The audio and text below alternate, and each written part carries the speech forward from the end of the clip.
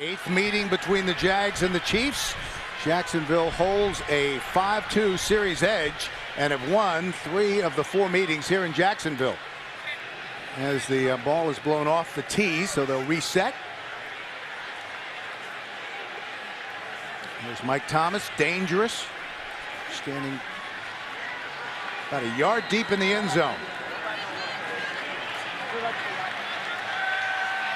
Teams don't play all that often. The last time was in October of '07 at Arrowhead. The Jaguars won it 17-7, and we're underway, and a big kick that sails out of the end zone for a touchback. David Garrard needs something good to happen early in this game. High formation, and right away they give it to Maurice Jones-Drew. They didn't get him the football last week until about 5 minutes left in the half. No gain on first down, 2nd and 10. Just underway here in Jacksonville, and we may have a false start. Bill Levy is our referee today. False start, number 67 offense. 5-yard penalty, 2nd down. 2nd and 15. Short drop. Garrard flush from the pocket. Dives forward close to the 19-yard line. David Garrard on the carry. Tackle made by number 94, Tyson Jackson. Well, and that's an area that was made very clear that the Jaguars are going to try and challenge these safeties, both running the football at them and trying to get over the top on some big plays. Now, this is not what Jacksonville wanted, 3rd and long, but Garrard with plenty of time swings it out to Mercedes Lewis, the tight end, but he's well short of a first down. Brandon Flowers was right there. One of the themes that really has been a real Achilles heel for this Jacksonville Jaguars team, Bill, is the 3-and-out situation. And here right away to open the game, 3-and-out, started out for them. Last week in Tennessee, they had 3 straight to open that game. And 3 weeks ago in Seattle, when they got shut out 41-0, they had 6 3-and-outs. And that's just not good offensive football. You can't have that much pressure on your defense by not converting 3rd downs. This punt will be into the wind, so the Chiefs should have excellent field position for their opening possession. Hodlish, the punter. And that bounces right about midfield. Dentrell Savage lets it bounce and is down at the 43-yard line. That's not a good thing in general when your quarterback is your 2nd lead rusher. And Chris Chambers, just signed this week, is out starting at wide receiver. Jamal Charles is the deep back. First possession for the Chiefs. Short drop. Complete to Dwayne Bowe. 2nd and 3 after the pickup of 7. Bill, one of the things that's going to cause problems, I think, for Kansas City, Matt Castle told us they're going to be seeing a 3-40, but you can see right now, Jacksonville 4-3 defense up front. They wanted to get the ball out early, and that's what they've done. Jamal Charles getting into the open field and out of bounds at about the 37-yard line, a pickup of 13.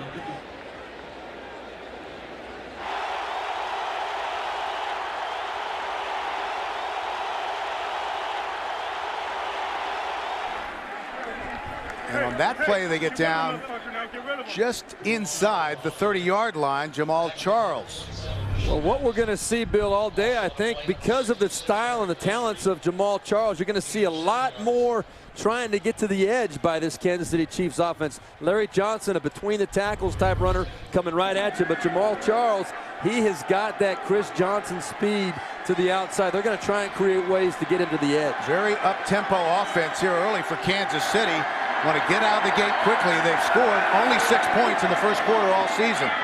Charles has to cut it back and is apparently just short of a first down. Justin Durant, the middle linebacker, made the stop. One of the reasons why Jacksonville has made the switch, Bill, to the 4-3 defense is because they have been absolutely anemic in getting pressure on the quarterback. Only 5 sacks this year. Jack Del Rio, his defensive staff, extremely frustrated, trying to do something that might generate more pressure up front. Todd Haley, Matt Castle, they're caught off guard a little bit right now, but they're doing a good job adjusting on the move. And they brought in Dentrell Savage as the running back. And they pitch it back to him, trying to make something, and that was tremendous second effort. Now it will depend on the spot as to whether or not he'll make a first down. I think he's a little bit short. Now this Kansas City Chiefs team, they go for it an awful lot on fourth down, 17 times this year. Now a lot of that is dictated by the fact they're losing in a lot of ball games late. But as you can see right there, Kansas City Chiefs not too good on the opening drive. One of only 4 teams in the league to have not scored on their opening drive. We're going to see just how short it is right now. But Todd Haley, I have no doubt in my mind, if they are short, they will go for this. Just about a yard short. Yeah, the kicker, Brian Suckup, was halfway out on the field, but Todd Haley said, no, come on back over here. We're going for it. Chiefs are back after the bye week. They come into week 9, 30th in the league on offense, 30th on defense, with a record of 1-6. So why not go for it on fourth down? And also one of the things we heard yesterday from Todd Haley, his team has got to get off to a quick start. They've only scored 6 points in the first quarter this year. He wants to get a touchdown, something good to happen early in this ball game. And out of the shotgun on 4th and 1. Now they switch. Looks like they're trying to draw them off sides. Lance Long in motion, and Jacksonville doesn't budge. We're back after the Kansas City timeout. Ryan Suckup on to try a 45-yard field goal with the wind blowing right to left and gusting today here in Jacksonville. And both kickers really struggled in warm-ups, pregame warm-ups, with trying to figure out this wind. Should be blowing from Ryan Suckup's right to left. Colquitt with the hold. And that's perfect. Well, he has had a terrific rookie year. 3-0 Kansas City, 9:54 left to go in the first, and already halfway there.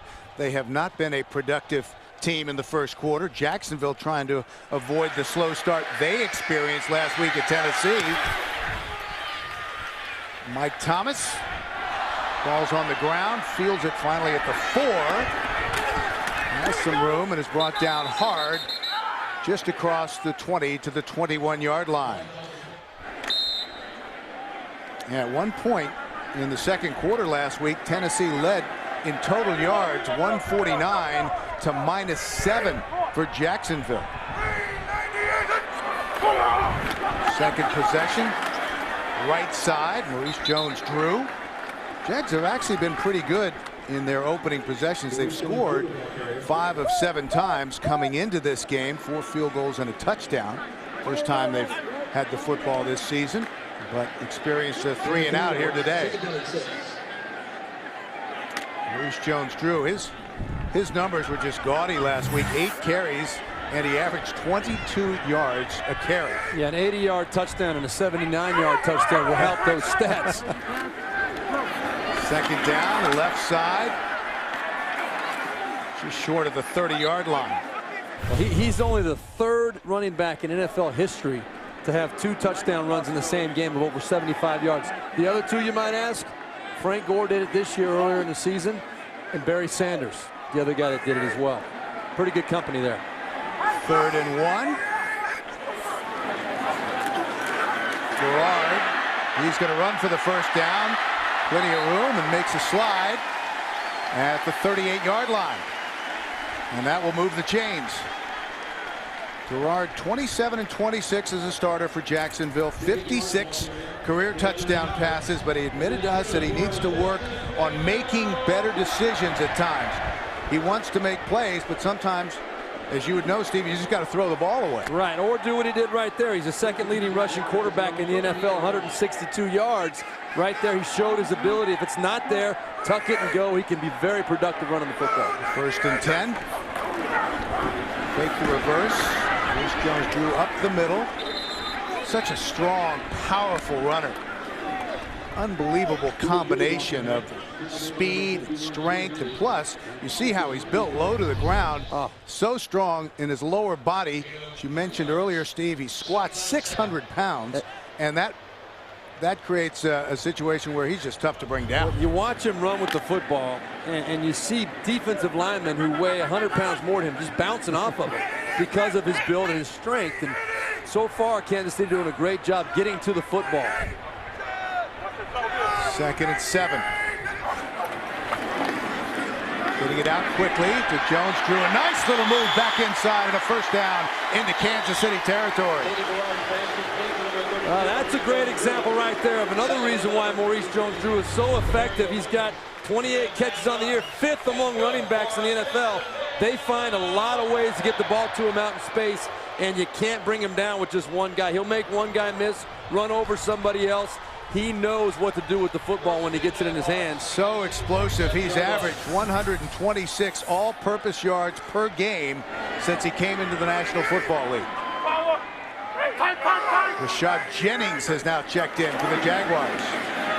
Garrard. That's caught. Jennings, the rookie out of Liberty, the 7th-round draft pick. Demario Williams, the left inside linebacker, made the stop. Really a good decision by David Garrard right there. You know, the Jaguars have what I will consider to be a mismatch matchup with Ernest Williford playing tight end now, converted wide receiver. They're trying to get the ball to him up the field, but David Garrard did not force it up the field. Ernest Williford took the nice little check down to Jennings and a nice pickup of 9 yards. And an ideal situation, 2nd and short. Quarterback sneak. Garrard fights his way down inside the 35-yard line, down to the 34.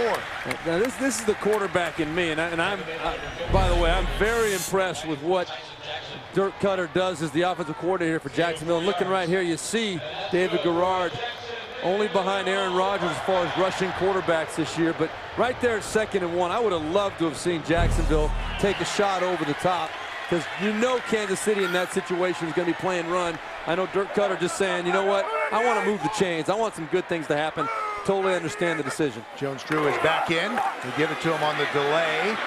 Patiently waiting for something to open up, and gets inside the 30, down close to the 28-yard line. DeJuan Morgan, the free safety, made the stop. And again, Morgan forced into duty at free safety because the Chiefs have been so thin there. John McGraw is out with a hamstring. Morgan in his 2nd year out of North Carolina State, a 3rd-round draft pick in 2008. Glenn Dorsey, the defensive tackle for Kansas City, told us how important. When you mentioned Maurice Jones-Drew, he said, you know what, we have got to rally to the football. We've got to get 8-10 guys there every time he touches the ball. Rashad Jennings, left side, nice hole! And he's going to score! Great block by Mike Sims-Walker, and touchdown Jacksonville.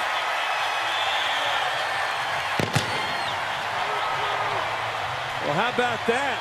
All the focus on Maurice Jones-Drew. Maybe Kansas City took a little bit of a breather, got caught back on their heels, not thinking that Rashad Jennings would come at him with the same force, but a great job by Greg Jones, the fullback, kicking out on the outside, and then Rashad Jennings showing that he has the ability to smell and sniff out that end zone as well.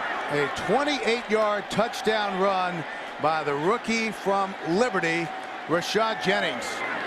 Josh Scobie on to try the extra point. An impressive drive by the Jacksonville Jaguars. And let's take another look at the touchdown run by the rookie. Well, you're going to see a great job by the left side. Right here, Greg Jones, the fullback. Right here, Eugene Monroe, the left tackle, and Vince Manawai sealing the inside. What a great lane that created for Rashad Jennings to get through. Super job of the double team by Eugene Monroe and Vince Manawai coming down on Glenn Dorsey. You're going to see right here, they're coming down right inside, and then Eugene Monroe kicking out on Demario Williams, creating that natural seam. And a great job by Rashad Jennings, trusting the blocking scheme and then getting it to the goal line. And I think he was only in there because Maurice Jones-Drew was on the sidelines. He had lost his shoe.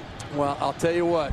Talk about taking advantage of an Cinderella opportunity. Lost her slipper, and there he goes. First NFL touchdown for Rashad Jennings, and his longest run, 28 yards. Jamal Charles back deep, and again the ball blows off of the tee. Again, we're expecting wind gusts up to 30 miles an hour this afternoon here in Jacksonville. Well, both teams, I think so far, coach has got to be happy. Wanted to get off to a quick start. moving the ball offensively. I think both of them want to see the defense to settle down. A little bit too easy moving the ball up and down the field at this point. Short kick.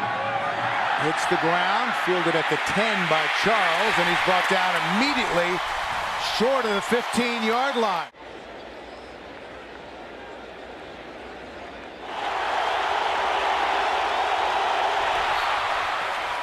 Well, second possession for the Kansas City Chiefs after getting a field goal the first time they had the ball. Mark Bradley was the intended receiver.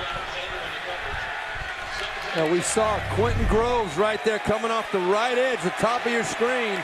You're going to see him scooting underneath. Whoa, that's why he's listed as a third-team linebacker in the 3-4, but Jack Del Rio said he does know how to get to the passer. That's why they put him up there and they've gone to the 4-3. In his second year out of Auburn, former second-round draft pick. Showing blitz. They run the slant incomplete. He was trying to hit Dwayne Bowe.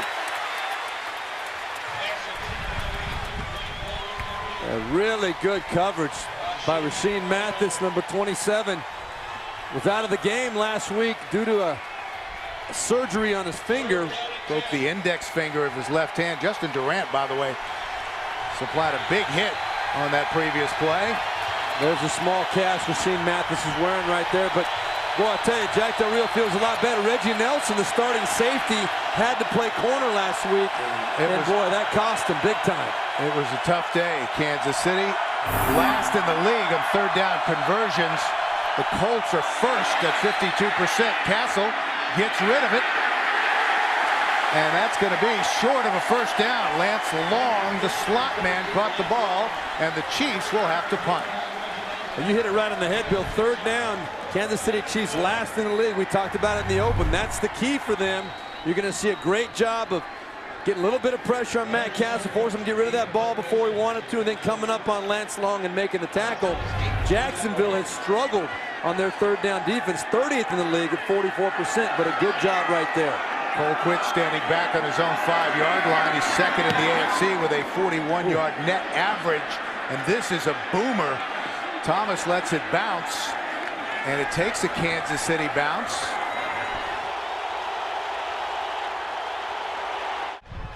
.330 left to go in the first. 7-3 Jacksonville. The Jaguars trying to continue their rhythm on offense. They rank 11th in total offense, but they've been outscored in their last 3 games by a combined 91-36.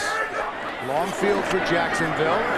Then they fake the reverse, and maybe a pickup of 1 for Maurice Jones-Drew. 2nd and 9.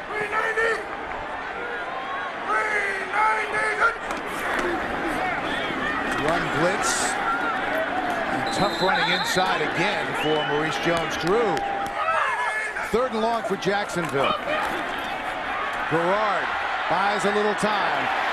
First down, Mike Sims Walker up the sidelines and brought down finally some tough running at about the 35-yard line. Number 75 offense. Half the distance to the goal. Repeat 3rd down. And a holding call on the rookie, Eugene Monroe. Yeah, no doubt about it. Right in front of the referee. You hate to have that happen. You're going to see Eugene Monroe right here. He moved a little bit early, actually, but you're going to see Tamba Hali getting taken down right there from behind. Nothing he can do about it. Referee sitting right there on top of it. Eugene Monroe, I'll tell you, I'm all for keeping a hit from going on to your quarterback. Do whatever it takes. Rather take a holding penalty than let your quarterback get hit. But that's a bad time for him on a big pickup for Jacksonville. Tamba Hali came in leading the Chiefs in sacks with 3 in his 4th year out of Penn State. So they'll repeat 3rd down. They gave him the 22-yard gain. Garrard, center of the field, and it's caught by Jared Dillard, the rookie from Rice.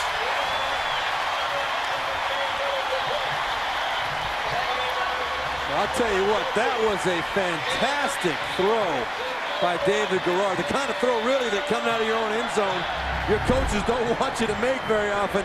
Jovan Belcher, the linebacker, number 59, was underneath. You're going to see right over his hands right there. What a great throw and catch by Jarrett Dillard and David Garrard. Huge play coming out of the end zone. But I was holding my breath with that ball in the air, I'll tell you. Pickup of 33 on 3rd and 14. So 1st down for Jacksonville. Here comes the reverse. Mike Thomas has it. Thomas with some running room. And fights his way to the 41-yard line. Mike Vrabel made the stop. The Patriots coming off a bye week, but they've won their last 2 games in blowouts by a combined score of 94-7. Maurice Jones-Drew. Again, tough running inside, as that will take us to the end of the first quarter. We're back ready to start the second quarter. Jacksonville almost doubling Kansas City in yards per play. 8.3 yards a play. You're doing something right if you're averaging 8.3 yards a play. Jacksonville with 13 running plays, 4 passes. From the 40, Garrard. Maurice Jones-Drew in the slant. Did a good job bringing that in. We're seeing great pass protection by this Jaguars offensive line in general. They've given up 19 sacks to David Garrard this year, but doing a great job today. After the pickup of 14, Maurice Jones-Drew using some of that lower body strength to move the pile and get it down close to the 20-yard line. Yeah, I mean, watch the legs drive. I mean, they just keep on motoring and moving, and you have to literally take him to the ground before that whistle's going to blow. And he told us that's a lesson that goes way back in his childhood. What did you think when he told us that he squatted 600 pounds? I said that's about 5 of you, isn't it? Good penetration that time by the Kansas City Chiefs, led by Corey Mays, the inside linebacker out of Notre Dame. And that results in a loss. So it'll be 3rd and about 9 coming up for Jacksonville. Yeah, just a complete breakdown by the offensive line right there. Corey Mays shooting the gap and making a huge play for his defense. Spent time with the Patriots and the Bengals before joining the Chiefs this offseason. That was the first negative play of the game for Jacksonville. So 3rd and long. Garrard under pressure, trying to get away. Somehow does from the first man, but then he goes down. Tamba Hali finally got the sack. And that is his 4th sack of the season. Yeah, you're going to see Todd Haley likes that right there, but even Britton, the right tackle for Jacksonville, and Tamba Hali going to cause a lot of problems for both these rookie offensive linemen. He's switching sides, giving these guys all they can handle. And right there, David Garrard, he's got to sense that and maybe get rid of that football. He almost put Josh Scobie out of field goal range there. Fortunately, he's going with the wind. He can probably get it there at this point. This is a 53-yard try. He's had attempts of 63, 58, and 55 yards this season. This would equal his career-long 53-yard attempt with the prevailing wind, although it's crossing a bit.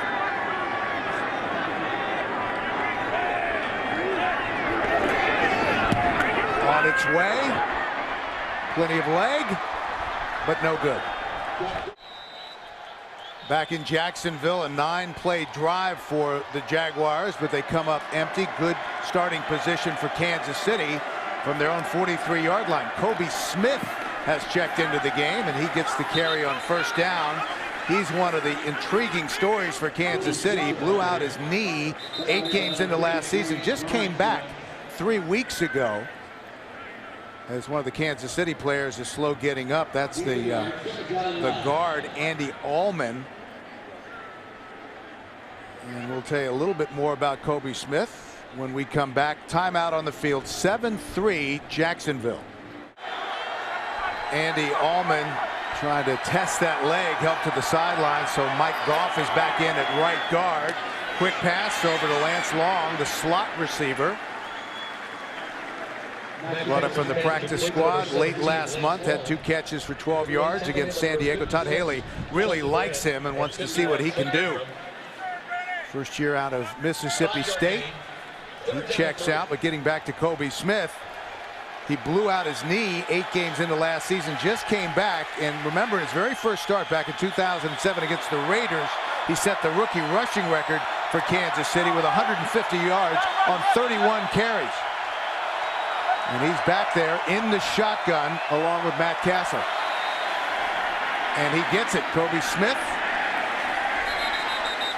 fighting his way, but just short of the first down. Terrence Knighton, the first rookie to start at defensive tackle in Jacksonville franchise history, made the stop. Gain of 2 yards, 4th down and 1. So that'll bring up 4th and 1 for Kansas City.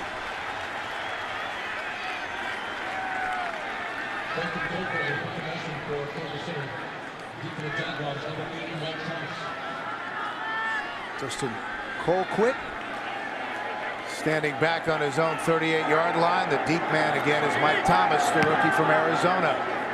Into the wind, and it hangs up there. Thomas makes the fair catch. David Garrard is perfect, 5 for 5 for 72 yards. On the rollout, guns it toward the sidelines. Mike Sims Walker, and that's going to be a first down for Jacksonville. A nice grab.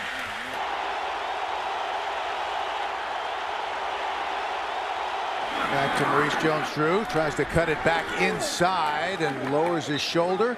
Fighting his way close to the 30-yard line. Corey Mays made the stop. And we haven't seen yet, Bill, a shot by the Jacksonville Jaguars over the top. We've seen a real strong commitment, as we expected, to get the ball to Maurice Jones-Drew, but I have a funny feeling sometime here pretty soon, now that the wind's with him, Jack Del Rio is going to try and throw a hard play action, get the ball over the top to Mike Sims Walker. Here he is right here. He's the big play man for the Jacksonville Jaguars.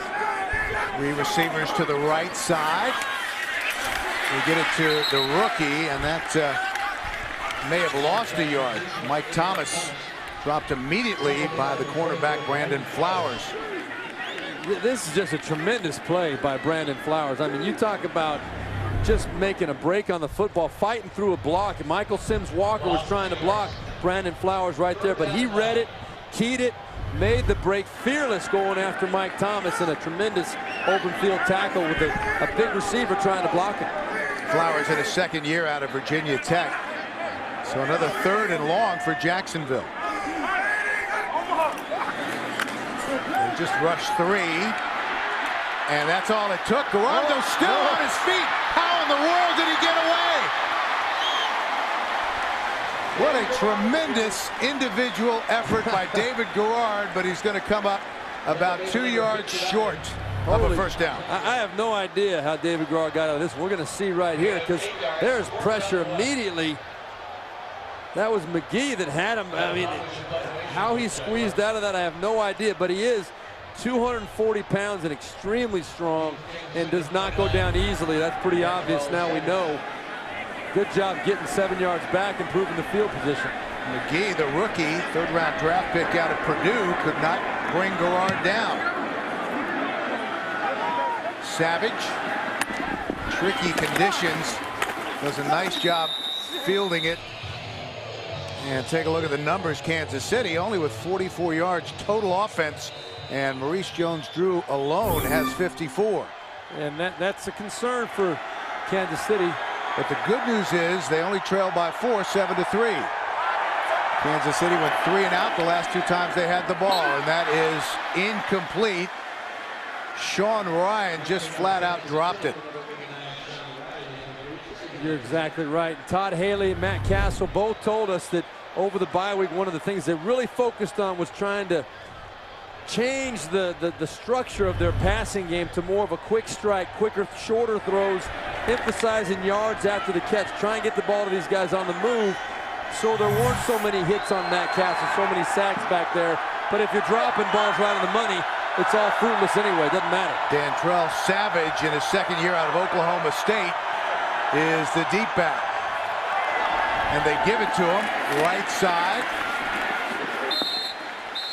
Fighting his way for a couple of tough yards. He has primarily been used as a return man for the Chiefs. Came in with 8 carries for 41 yards and 6 receptions this season. I'll tell you what, I like the way he hit that hole, though. He was fighting for those extra yards, trying to rip through tackles. Good effort by Dantrell Savage. Well, their woes on 3rd down continuing so far today. Yet to convert. That puts them under 20% on the season. 3rd down conversions.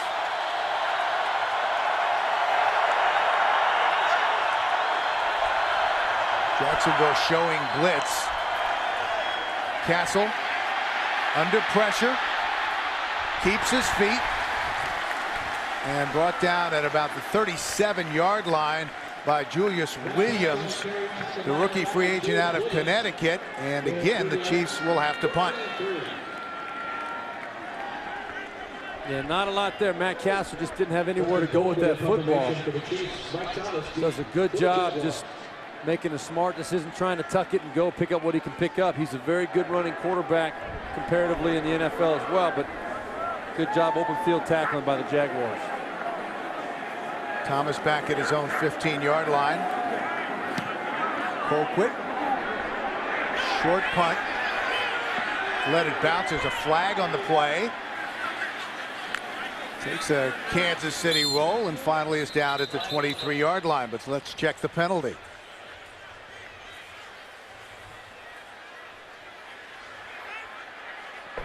During the return, holding, number 36 of the receiving team. During the return, 10-yard penalty, first down. So a 40-yard punt and a 10-yard penalty, so a 50-yard net more or less, and Jacksonville will start from their own 13-yard line.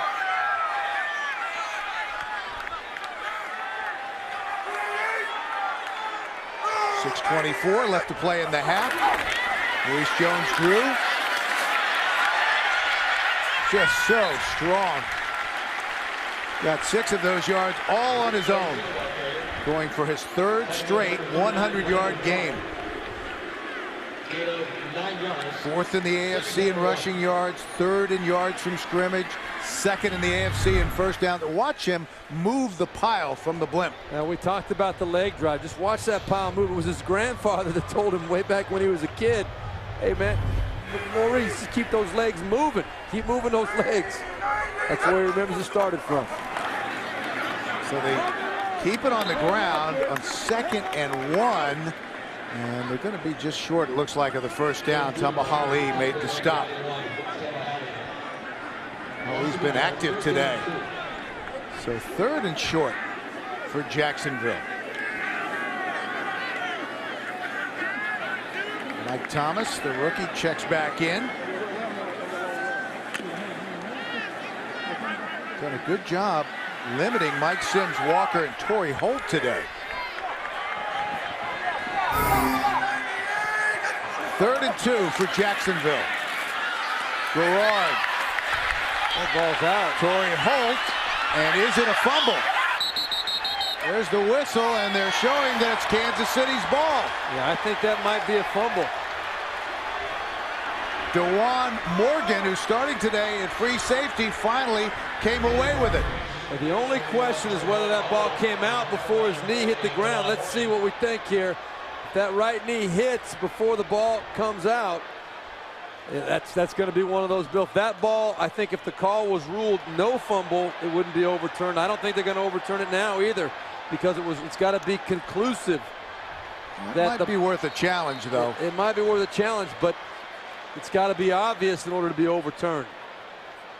In my opinion, there's not enough evidence there because he had the ball with one hand. Jacksonville is challenging the ruling of a fumble on the play. Yeah, they're going to challenge that. And the question is whether or not with the one hand he still had control as he went down. When does he lose control? Is it before that knee hit the ground or after? So let's take another look. No doubt about the catch. And he extends that right arm, and the contact is made. That knee is down, but that ball is coming out. You can see. Now that was Derek Johnson, the former #1 draft pick, number 56, coming there from the right side of the screen, and he kind of knocked it away. But the knee is down too. But I think, as we said before, the fact that it was ruled as a fumble, I don't think there's enough evidence to overturn it. It was one of those bam-bam type things, but I think Jack Del Rio's got a good case, but they're not going to overturn it. Or I should say, I would be surprised if they overturned it. I've been wrong before. Never say never. That's exactly right. Todd Haley over talking to his quarterback. Torrey Holt, the veteran. You don't often see him make that kind of a mistake. I mean, he was certainly trying to stretch for the first down. He knew he was exposed. He knew he was tight for that first down. He wanted to make that extra effort. His influence on this Jaguars team has been tremendous. Mike Sims Walker told us he's such a leader, and he leads by example. He talks to the other guys. I mean, you've got Mike Sims Walker, who really is in his first full year of playing in the National Football League because of injuries in his first two. And then you've got a couple of rookies in Mike Thomas and Jarrett Dillard. After reviewing the play, the ruling on the field stands of a fumble. Jacksonville will be charged their first time out. Not enough evidence to overturn the call, so a huge break for Kansas City. Yeah, that catch right there for Torrey Holt, it will be ruled a catch and fumble. Puts him one completion away from being the 10th player in NFL history to have 900 catches, but that's not the way he wanted to get there, I'll tell you that. Giving Kansas City the ball at the 20-yard line. Offset eye. Kobe Smith is the deep back. Mike Cox, the fullback, was in motion. They give it to Smith. Nice little move and some good running by Kobe Smith. Coming back from knee surgery. He was popped by the strong safety, Gerald Alexander, but a nice gain, and that'll move the chains. And I'll tell you what, this was a pop by Gerald Alexander. Look at the contact. Boom! Wow. Kobe Smith, that'll wake you up. Todd Haley told us this week they tried to back off a little bit on the contact for the team in general, but they wanted Kobe Smith to get used to it because he hadn't been hit in a long time. You see right there, Gerald Alexander, he got up a little woozy from that play. That was a serious hit.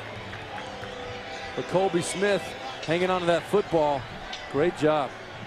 Now, they've been pretty good in the red zone this year, scoring 64% of the time touchdowns, but at the same time, they've only been in the red zone 14 times this year. Not very good, not very often down there. Sixth in the league in touchdown percentage at almost 65%. All of those coming through the air. Castle to Smith. Inside the 5, down to the 4. Well, I like that play call. That was a middle screen to Kobe Smith, trying to let the Jaguars drop back into their pass coverage and put the quick screen inside. You watch him, he's going to set up like he's blocking, turns around. There was just one missed block that allowed the Jaguars to keep that ball from popping into the end zone. Jamal Charles has checked back in for Kansas City as the Chiefs are threatening, trailing 7-3 nearing the end of the first half. Second and goal from the 4. Castle to the end zone. Incomplete. Was trying to hit Lance Long. That was terrific coverage by Reggie Nelson, who started at cornerback for Rasheed Mathis last week, and it was a tough day. Today, back in his comfortable spot at free safety. I'll tell you what, you're right, Bill. It was a great play by Reggie Nelson, but this ball is late. You're going to see Lance Long coming in right. Look, he's open right now. Put it on him a little bit quicker. That ball's a little bit late, and that's the reason that the ball was not completed. If Matt Castle got that ball off a split second sooner, Lance Long makes that catch, and it's a touchdown. So third and goal for the Chiefs. Back out into the shotgun. They give it to Kobe Smith. And he's stacked up at about the 3.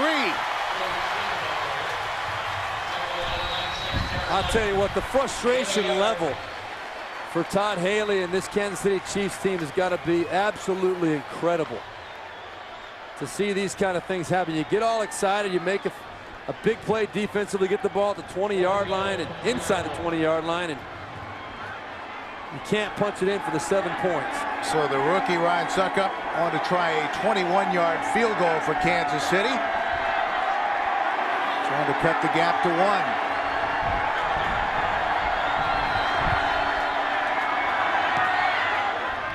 1. And it's good.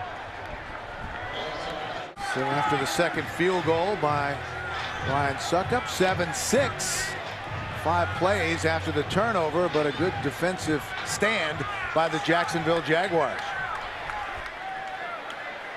Yeah, Jacksonville's got to be extremely excited about the fact they held him just to a field goal after the big turnover. Torrey Holt stretching for the first down, which he got, but he gave up the football. Jack Del Rio would consider that a success for sure. That's a good kick into that tricky breeze. One hop. Thomas reverses his field and gets it out to the 16-yard line. 2:32 left to go in the half. Time of possession almost double for Jacksonville. Yards well ahead.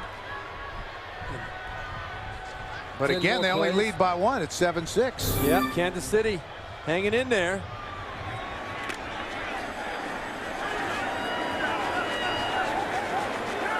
So how aggressive will Jacksonville be here nearing the end of the first half? From the 16-yard line. Garrard rolling out. Sims Walker still on his feet. Nice balance. Gets it across the 25 and finally out of bounds, close to the 28-yard line. Well, you see why Michael Sims Walker's the guy you want to get the football to. He's 6'2", 214 pounds. You cannot arm tackle him. There aren't many defensive backs that will be able to get him to the ground if they don't wrap up and take him down. He loves getting the ball in his hands and running with it out in that open field. Good for 12 yards. Clock continues to run. Close to the 2-minute mark. Garrard flushed from the pocket. Finally able to throw it away. Torrey Holt was in the vicinity. 1:59 left in the half. 2nd and 10 for Jacksonville after the first incomplete pass by David Garrard. He completed 9 straight for 97 yards to start the ball game. Well, technically, he completed that pass to his head coach on the sideline. Thomas is the motion man from the shotgun. Garrard to the sideline, and that's a nice catch by Torrey Holt. David Garrard's pass complete to number 81. They'll get to the line of scrimmage in a hurry. Mike Richardson made the stop. The nickel back.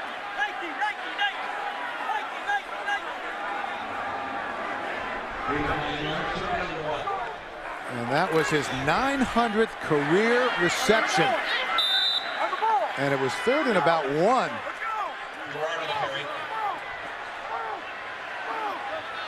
So they're taking their time. Clock continuing to run. Kansas City doing a good job of getting up off that pile slow, letting that clock run. That was a first down. So Garrard, 1:10 left in the half. Sims Walker all alone. Mike Sims Walker, and he scores. 61 yards. And finally, David Garrard breaks through with a touchdown pass. He's the most excited guy out there for sure, next to Michael Sims Walker. A complete bust in the coverage by Kansas City. Have no idea what they were thinking. David Garrard, I don't think his intention was to look for Mike Sims Walker, but he was wide open. You're going to see right there it was Brandon Carr playing a cover 2, and then a terrible angle by Mike Brown, the safety, coming over, filling his half of the field. Just a really bad angle by him. He's the culprit on that one. Gave Mike Sims Walker the big touchdown. And the Chiefs have been vulnerable to big plays this season, and that was another one that went for over 50 yards. And first touchdown pass since week 4 for David Garrard. But Bill, you saw all those big plays against the Chiefs. Very poor tackling on a lot of those after the catch. Right there, that was a complete blown coverage. I mean, really a bad blow blown in the coverage by Mike Brown to give up that whole side of the field to Mike Sims Walker. 84 yards on the drive. 5 plays, and Sims Walker now 3 catches for 85 yards and a touchdown. And good numbers for Garrard, 11 of 12, 167 yards, no interceptions, and a touchdown. Exactly the kind of day that David Garrard was hoping for, I guarantee you that. First touchdown pass since week 4. Dantrell Savage is back deep as the ball again blows off the tee.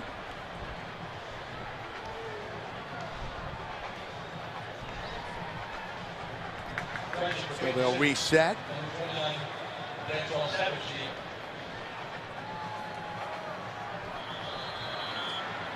And this is going to require somebody to hold the football.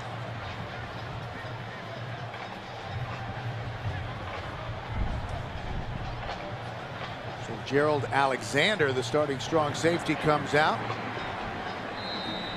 And he'll keep it on the tee. 1:02 left to play in the half. Now 14-6 Jacksonville after the quick strike touchdown. Savage at the 5.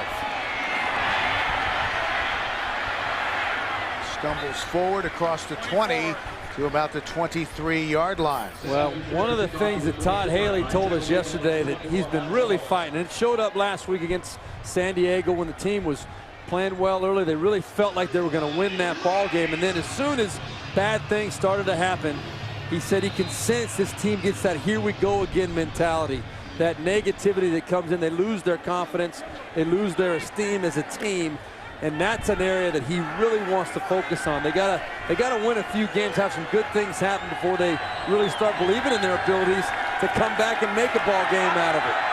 Kansas City with only 68 total yards of offense. To the sidelines, that's caught by Lance Long. Rasheem Mathis closed in a hurry, brought him down right away. Also trying to get his team up in a hurry, get the next play off. Under 40 seconds remaining.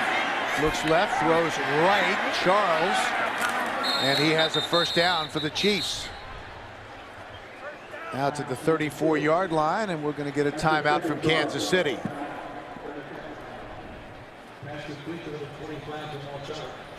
Here's what Kansas City has done on offense their first 5 possessions. Got the field goal early, then 3 consecutive 3-and-outs, and then a field goal in their last possession.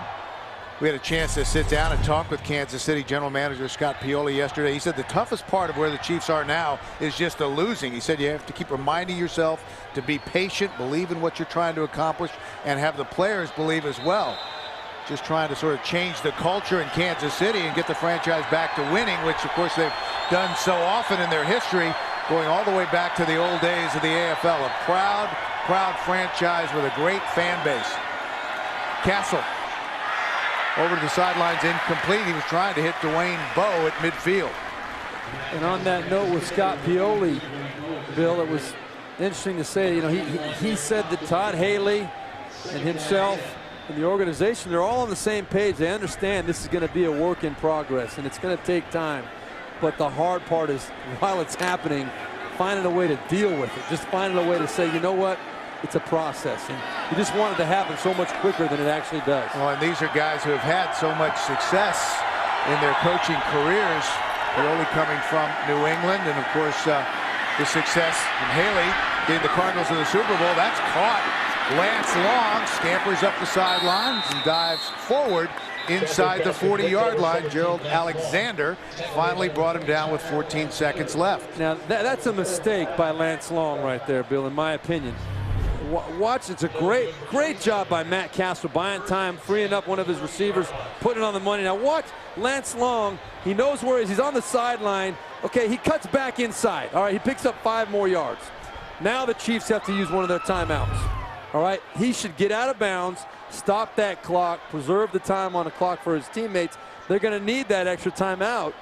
They only have 1 left now. No, they actually, if you notice, they don't have any remaining. Jacksonville has 1. All right, so that even more emphasizes the fact that it was a mistake. He's got to, receivers, running backs have to have that presence, be able to make the right decision in that situation. Succop has a big-time leg. He's kicked a 53-yarder, the longest by a Chief rookie since Jan Stenerud back in 1967. 14 seconds left. Castle to the sidelines, again trying to hit long and incomplete. 10 seconds remain. And why is that so important, Bill? Well, if you think about the logic that goes into it from Todd Haley's standpoint, if he had 1 timeout left, he can use the whole field, all right? With only 15 seconds left, now and no timeouts, you're forced to try to go to the sidelines. Now, Jacksonville knows that. They'll give you the middle of the field, tackle you, let the time run out. But when you only have the sideline to use now, they can cover and take that away. It makes it very difficult. 10 seconds left. Castle rolling to his right. And will that be ruled a catch? No. Sean Ryan, the tight end, but couldn't come down inbounds. And now we're going to see the Hail Mary, I think. It's just too much wind to try and put one up into it right now. You saw Steve Hoffman, the special teams coach, talking with Todd Haley. I can't believe they're actually going to go for a field goal here. Into the wind. 56 yards. And 56 yards. Well, this would make him forget all about Jan Stenerud. I would be surprised if it makes it to past the middle of the end zone. So with 5 seconds left in the half, 56-yarder on its way. Yep. And he's going to bring it out. I don't know if that's the greatest decision in the world. Last play of the half. Rasheed Mathis. Well, that's up the sidelines. We have a flag down on the play. And finally, he's brought down. And that may be a horse collar. He grabbed him by the hair, I think. So there's just people all over the field down, and that's not good. Receiving team. That's Dustin By rule, Colquitt, the punter. that penalty is declined. The half is over. And that will be the final play of the first half.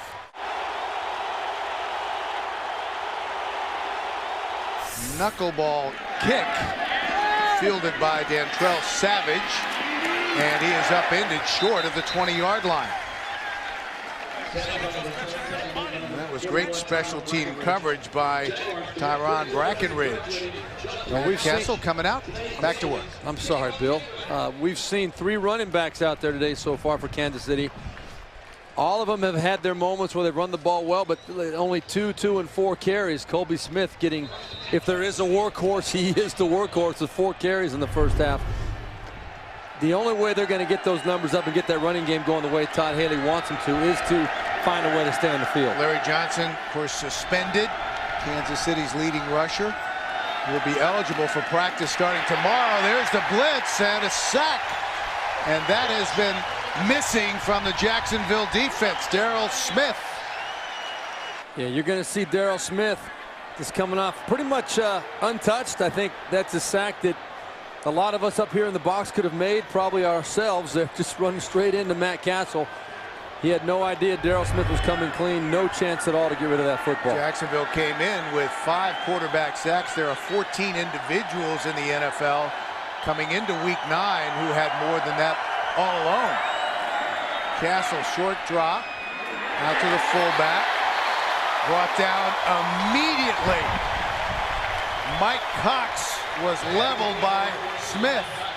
I think Darryl Smith is ready to play this second half. Starts it out with a sack, and then right here making the good break, baiting Matt Castle into throwing that football out in the flat, and then closing on it. Cox had no idea that Smith was going to bring it like that quickly. So 3rd and 17, and this is not what Todd Haley wanted. 2 plays, both negative yardage for Kansas City, and that has been a huge issue for the Chiefs. And Todd Haley told us the negative plays put him in this 3rd and long situation, 3rd and 18 here. Very hard to call that play. Castle across the middle, but that's complete, by the way, to Chris Chambers, but well short of the first down. But that's all you can really do in that situation. You're going into the wind, 3rd and 18.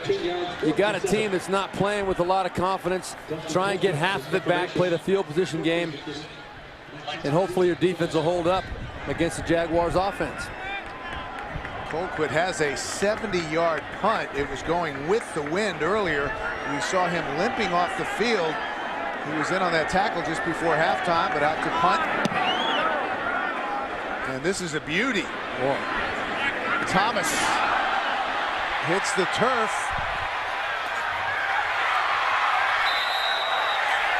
Jacksonville has it. Out of bounds at the 17-yard line. We're back a 59-yard punt. There was some question as to whether or not it hit Mike Thomas. Well, we've looked at it from a couple of angles, and it didn't look like it did. And Thomas was not aggressive in going after the ball. Yeah, I really did think it hit his hands, but obviously the angles we had there showed he did not. And you're right, he would have been going after that football if it hit him. Jones-Drew trying to get to the edge and driven out of bounds hard across the 20 to the 23-yard line, a pickup of 3 yards. A quarterback comparison. Garrard has had a very nice game so far. Quarterback rating in Berline territory, 146.5. In my dreams, that would be my territory. Yeah, it's hard to do any better than David Garrard has done so far today. He looks very comfortable back there, making good decisions, good throws. Matt Castle, on the other hand, they're trying to get that ball out of there quick. Just not a lot of big plays for him. Only 80 yards passing so far. Garrard 11 of 12 in the first half. Will throw. That's caught by Torrey Holt. And Holt is close to a first down.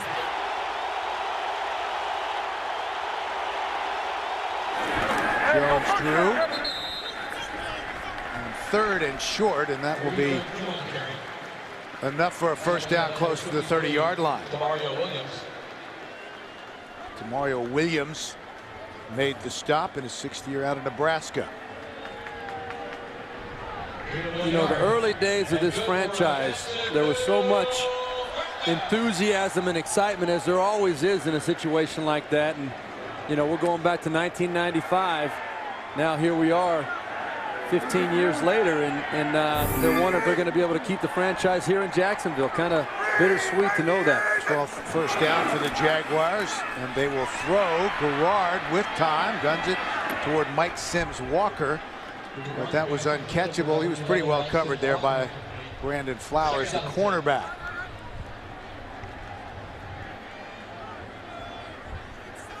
Well, this may turn out to be one of those pivotal weeks for Jacksonville. There's a huge difference in being 4-4 at the midway point of the season and being 3-5. Jacksonville trying to rebound from that thumping last week against Tennessee, coming off a bye week. They were going for a 4th win in 5 games. Very little went right for Jacksonville. They got behind early, couldn't do anything to stop Chris Johnson, and ended up losing 30-13. Garrard incomplete. Mercedes Lewis, who's been quiet, was the intended receiver. Well, one of the guys that Jacksonville is so excited about right there, Mike Sims Walker, the big touchdown at the end of the first half. He does things. He's starting to get that confidence, and when we talked to him on Friday, you could just see him just gaining confidence. Every single thing we talked about, he was saying, you know what, I got a lot of things I have to work on, but I'm starting to get a little bit more respect on the football field. People starting to understand that I can do some things out there, and that's what everybody wants to do. Big, strong, and athletic. And wide open. 3rd down. Caught. Torrey Holt. Big play on 3rd and long. First down, Jacksonville. Brandon Carr made the stop after a pickup of 18 yards. I don't think anybody was covered on this play, Bill, to be honest with you. Mike Sims Walker was coming wide open underneath. Nobody covering Torrey Holt there either. Good solid throw by David Garrard. Incredible protection. Nobody in his lane, nobody near him. That's a quarterback's dream right there, and to have number 81, boy, it would be fun to throw to Torrey Holt. She's showing blitz. Keep it on the ground. Maybe a pickup of 1. And don't forget rookie 3rd-round draft choice Jarrett Dillard, who made that catch in the first half, the big catch over the middle to get them out of their end zone. They've got some good, young, talented receivers. They've not had that here in the past. Dillard set the NCAA record for career TD receptions at Rice with 60, and he throws it away over the head of Maurice Jones-Drew. Now that was an absolute jailbreak right up the middle. Glenn Dorsey coming up the middle. I don't know exactly what the problem was, but he was right there in David Garrard's face. Never had a chance. I thought for a second it was a screen pass, the way the Jaguars were letting guys come running through there, but just a complete bust. I think it was Vince Manawai on the left-hand side that just let Dorsey come right through. So another 3rd and long for Jacksonville. Let's see if they're able to convert again. Close to midfield. Garrard able to keep his feet, and finally has to throw it away over the head of Mike Sims Walker. I'll tell you what, Tamba Hali is having a field day with Evan Britton and Eugene Monroe. He's switching sides back and forth. You're going to see right here coming off the edge, just straight up the field, right around. You see Evan just put his head down. Evan Britton just put his head down and lost complete sight of Tamba Hali there. No moves. There was no power bull rush, no fake inside movement, which is straight around the edge. putting the pressure on David Garrard. This defense able to hold. Dantrell Savage is back deep. Lets it go. And into the end zone. It's been pretty smooth sailing for the Jacksonville Jaguars so far, but as you can see, rough seas for the Kansas City Chiefs, averaging just over 4 yards a play compared to 7 for Jacksonville.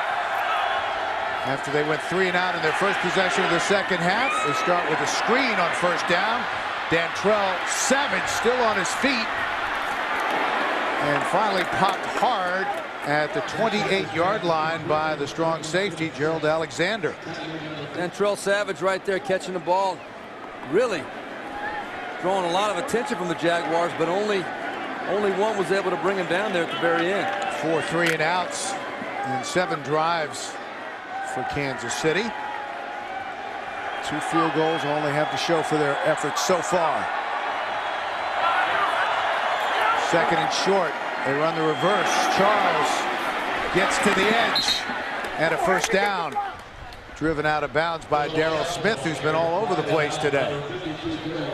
You know, Bill, one of the interesting things that we learned in the discussions with Todd Haley and Matt Castle yesterday was that, you know, when Chan Gailey was fired as the offensive coordinator 10 days before the start of the regular season, the team, they'd figured out, gone back and did a little research, they'd had 50 practices under Chan Gailey. Well, since then, really under the new system or the new philosophy that Todd Haley's trying to implement, they've only had 30 practices. So they're really behind the 8 ball as far as where they want to be offensively, but feel like they made a lot of progress last week during the bye week. And a ton of new faces. Castle able to elude the first wave and throws it away over the head of Dwayne Bowe. And we have a late flag down on the field. Might be defensive holding up the field when Matt Castle broke the pocket. Receivers try to scramble. Illegal forward pass. Excuse me.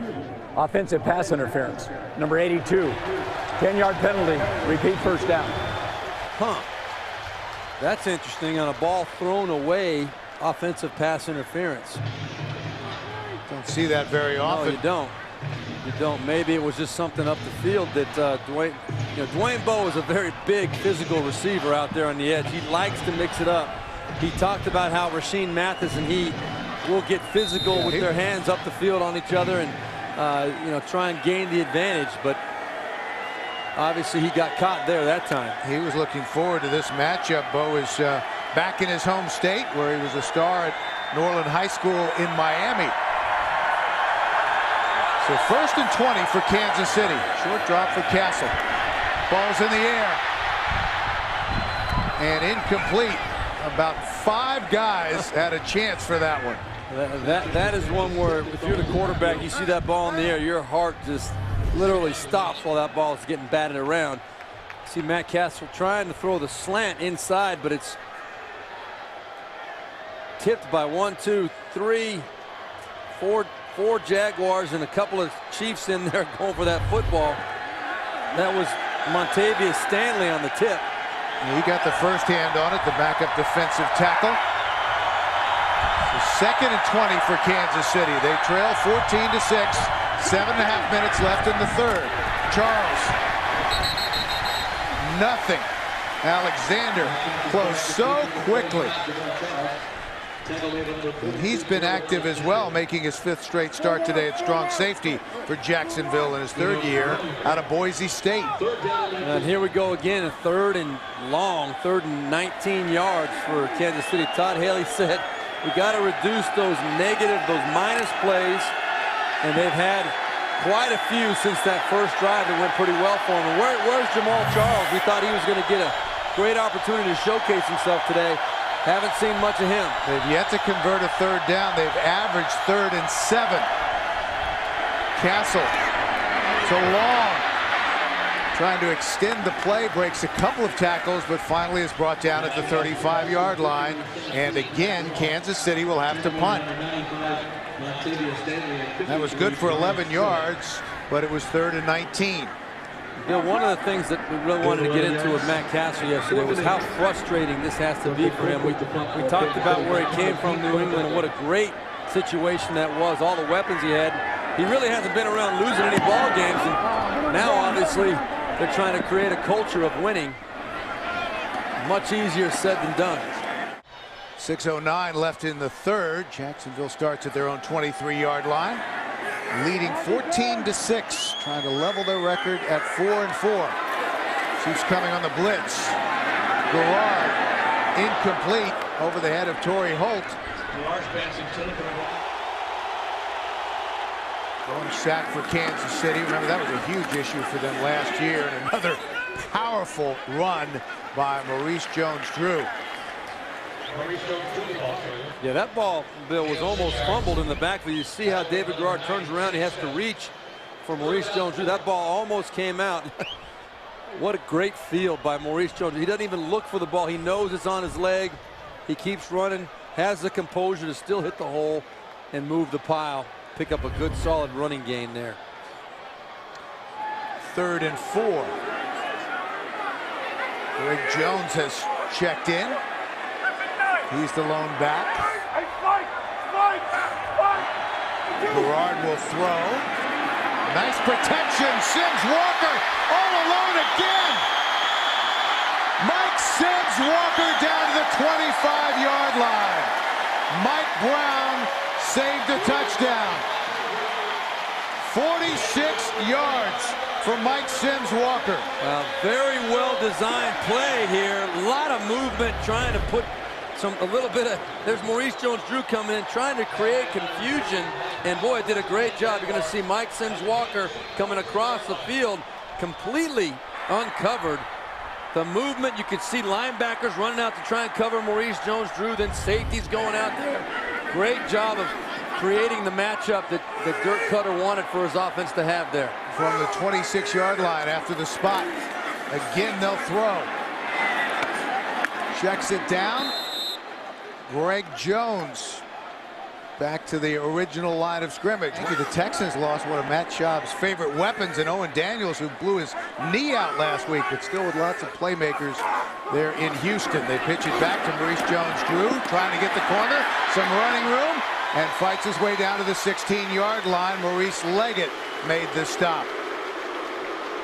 Leggett is listed as a cornerback, but Todd Haley told us he's really the emergency safety, and with all the injuries, this would qualify for Kansas City as an emergency.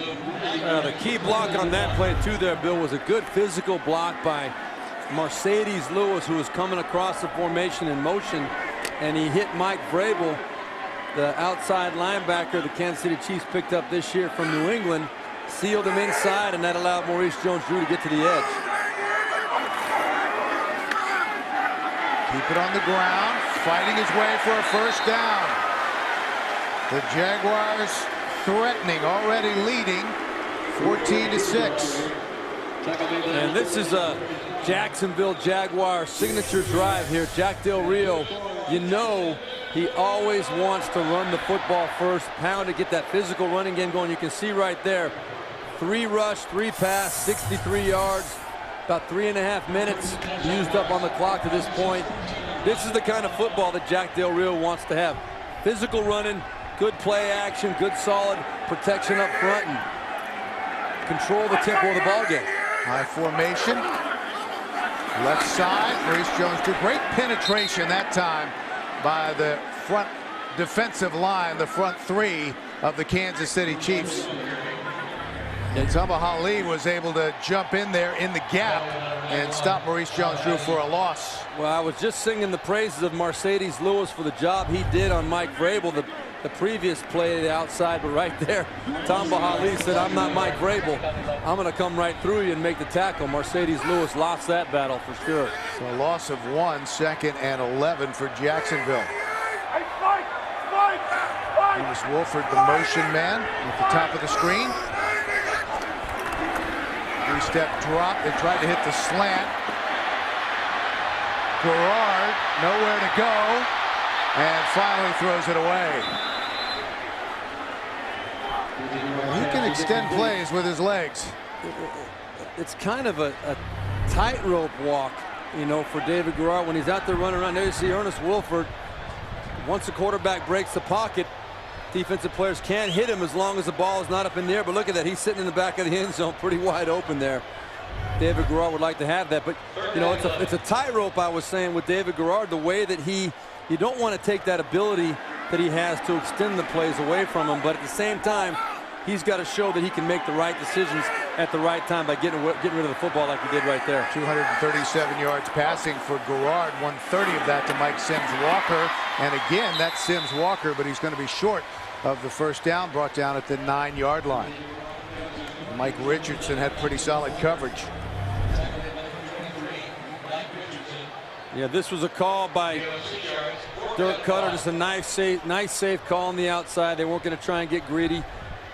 Make it a little bit of more of an easy field goal for Josh Scobie, hoping that maybe Mike Sims-Walker could break a tackle and get the first down, but happy to take the field goal here. Trying to make it a 2-score game. 27-yard field goal try with a chip shot.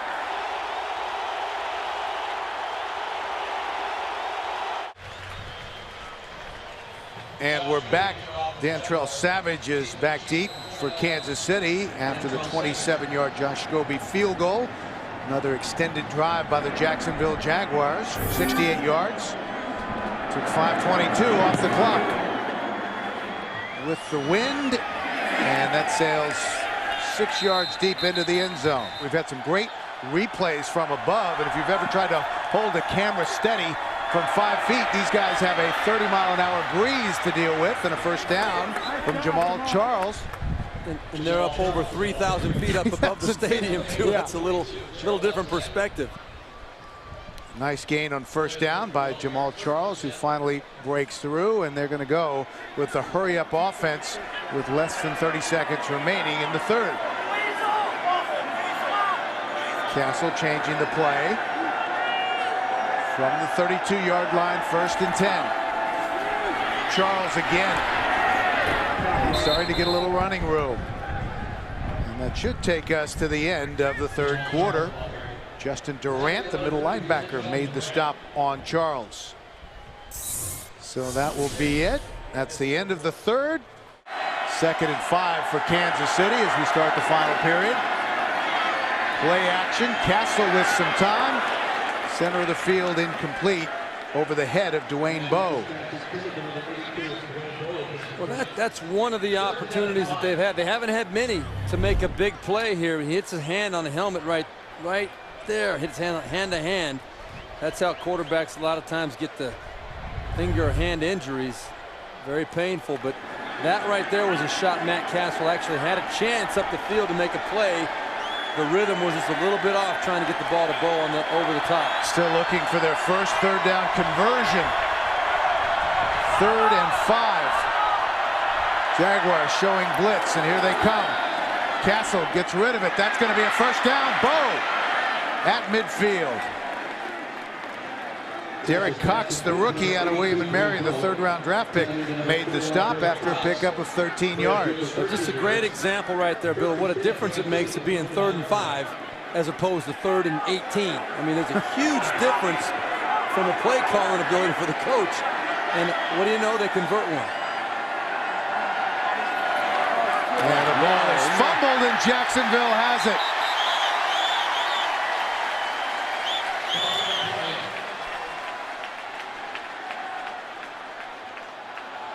No. Oh.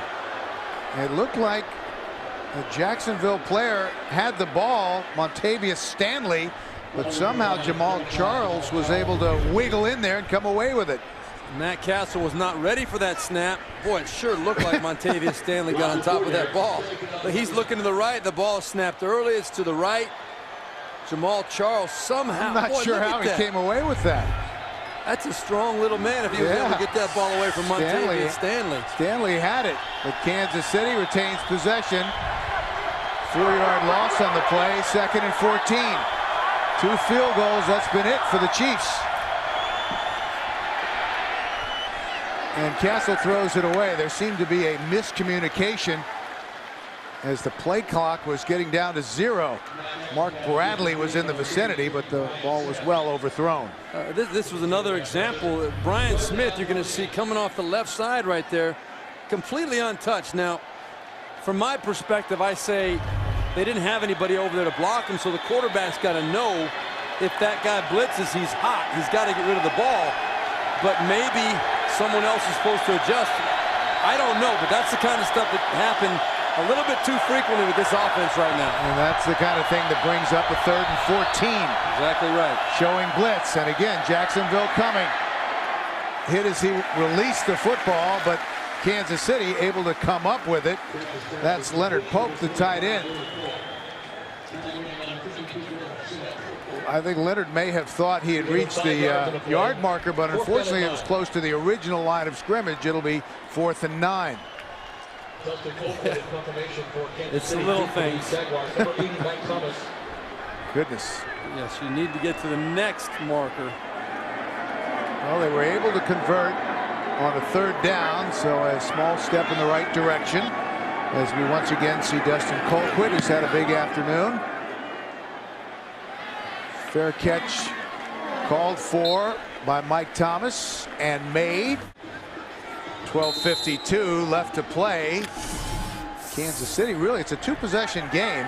So despite the dominance by the Jaguars, the Chiefs are just one big play away from being right back in it. They're going to get a steady dose of that guy right there. Maurice Jones-Drew from this point forward, I think. And he's been held pretty much in check today. And we have a player down on the field, so the training staff of the Jaguars is out.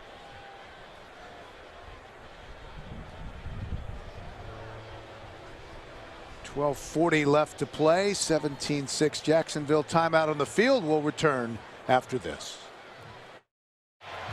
The injured player was Ernest Wilford, who was helped off the field, and that'll be disappointing for him, because he's made a nice comeback after originally being drafted as a wide receiver here in 2004, back as a tight end. They'll throw on 1st down. Mike Sims-Walker with the catch. Let's go back and take a look at how the injury occurred. Well, this is Wilford right there, right in the middle of the picture. You watch his left leg. He gets kind of rolled up on from behind right there. And you can tell the pain right there. He's a converted wide receiver, as we talked about. He's still getting used to the blocking and the physical part of being inside in a normal tight end position, and that's not a good feeling when you've never had yourself rolled up from behind there. A lot of bad things happen. Pickup of 11 yards after the completion to Sims-Walker, who has 147 today. He's having a huge day. Garrard shovel pass to Maurice Jones-Drew, who's got some running room, and out of bounds at the 34-yard line. Corey Mays saved a big play. You hit it right on the head, Bill. Corey Mays did something that you don't see happen very often. We saw how many Tennessee Titans last week try an arm tackle and knock this guy around. It doesn't happen very often, but you'll see Corey Mays coming right in there and just get enough of Maurice Jones-Drew to knock him out of bounds. If he didn't make that play, we might be seeing Maurice Jones-Drew still running right now. Maurice Jones-Drew, 21 carries on the ground and 58 hard-fought yards. 37 yards receiving. 1st and 10. Right side. Jones-Drew. Look at him move that pile. Man, that is some tough running to the 42-yard line. It really is awesome to watch, you know, because up here we see him disappear into that pile of humanity, and then it just keeps on moving. You'll see, you know, there's just not a lot there. First contact right there at the 37, and let's see where that ends up. I mean, he drives, still driving to the 42-yard line. 7 yards after the first contact. So second, we'll call it 2. Again, inside, that's Rashad Jennings, the rookie who scored his first NFL touchdown earlier today. Jennings is some story out of Liberty. Started his college career at Pitt, transferred to Liberty to be closer to his family. He had 22 100-yard games at Liberty and scored 42 touchdowns. 7th-round draft pick, and he could turn out to be a real find for the Jacksonville Jaguars. Jones-Drew is back in the ball game. Quarterback sneak on 3rd and short, and that will be a 1st down across the 45, close to the 46-yard line.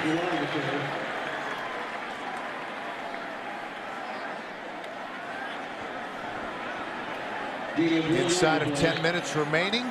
17-6 Jacksonville. And there you see Castle and Haley trying to figure out who knows what they're talking about. You're thinking probably next series, but maybe it's something a little bit more deep. Maybe it's somehow that Matt Castle has to find a way to keep pumping belief into his teammates. Such a hard situation to be in right now. Jennings is the deep back. Garrard able to get rid of it, and he was hit hard. To look at the standings in the AFC South as the Texans are trying to keep contact with the Colts. Colts unbeaten. Toss it to Jones-Drew, tries to get to the perimeter and driven out of bounds.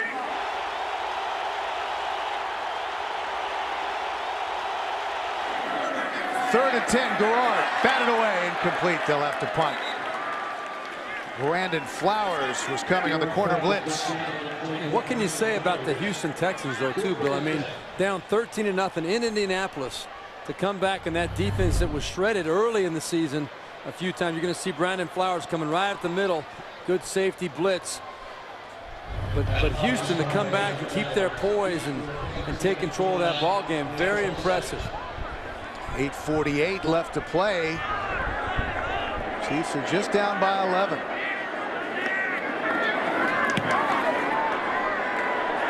Podlish, good punt, and he had his foot on the goal line, and we have a flag. So let's see what this is all about. Tyron Brackenridge. I think they might say he might have stepped on that line and then come back and touch the football.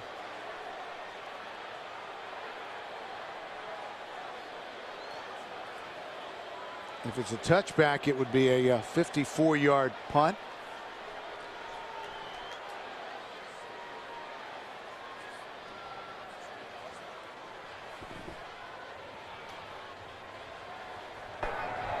Illegal touching of the kick by the kicking team. Number 41 went out of bounds and was first to touch it, took it into the end zone. Result of the play is a touchback with a 5-yard penalty added on. First down, Jacksonville, timeout. Well, not exactly positive news for the Kansas City offense. Came in ranked 30th in the NFL, and they're still about 80 yards short of their average. 3 possessions, 3 punts for Kansas City. Jamal Charles.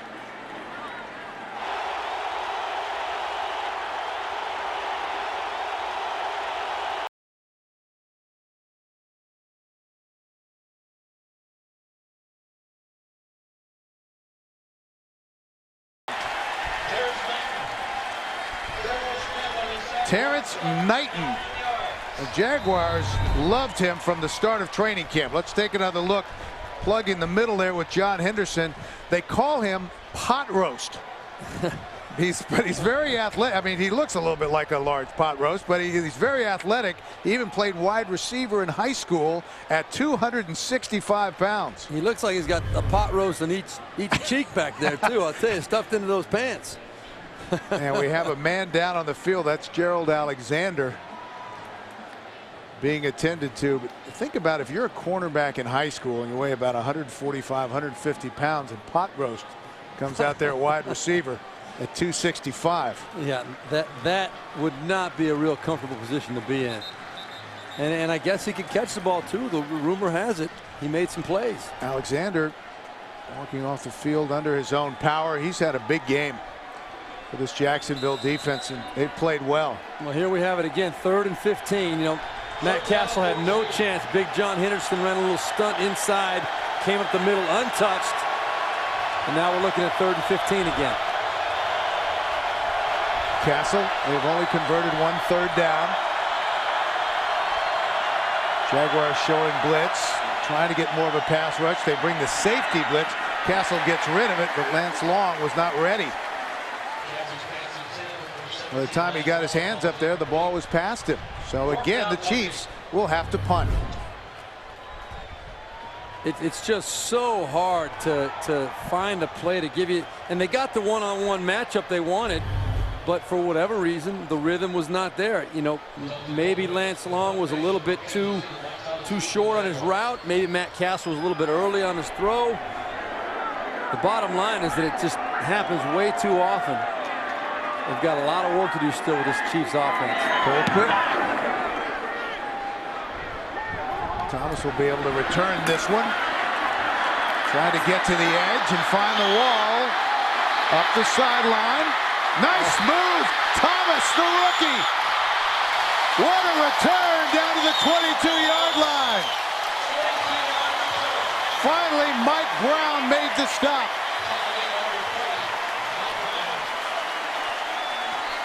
A 44-yard return. Well, we mentioned that a lot of people in the Jaguars organization compare Mike Thomas to Steve Smith of the Carolina Panthers. You get to see why right here. He's a short, compact guy, but look at that little hesitation move right there. Wow. That's going to be fun to watch on film for the Jaguars, not for the Chiefs. But you can see he's very comfortable with the football. Looking back inside. Oh, wow.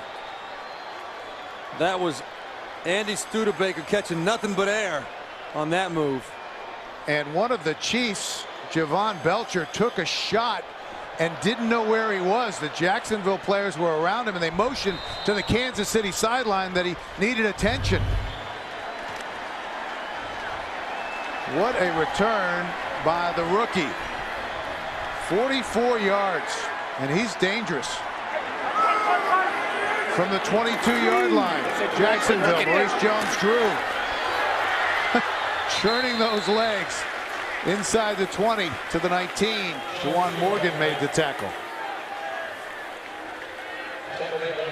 Speaking of that return by Mike Thomas, by the way, the Kansas City Chiefs behind only 2 teams in the NFL in punt coverage, Jacksonville being one of them.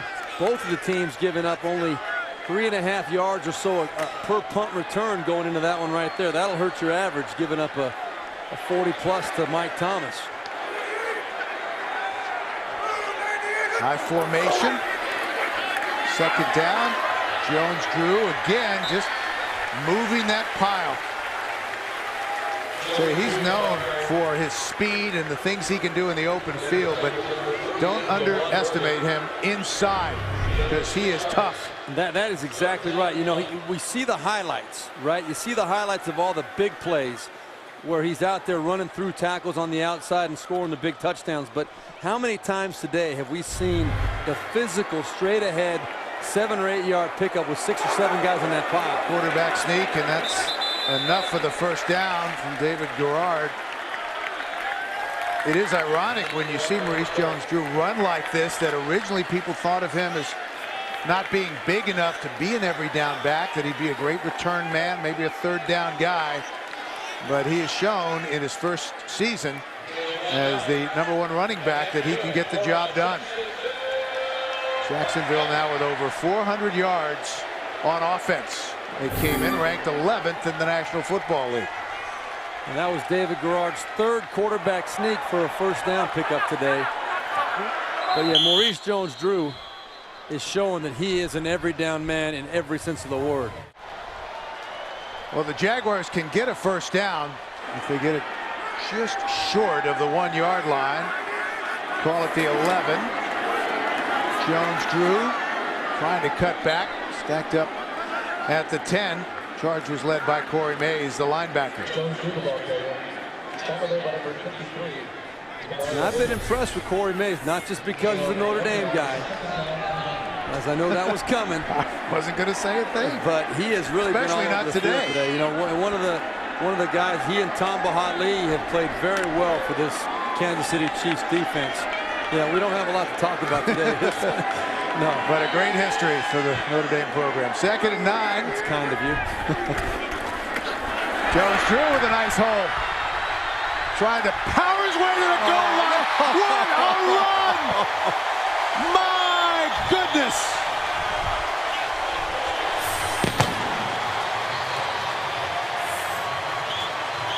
Unbelievable!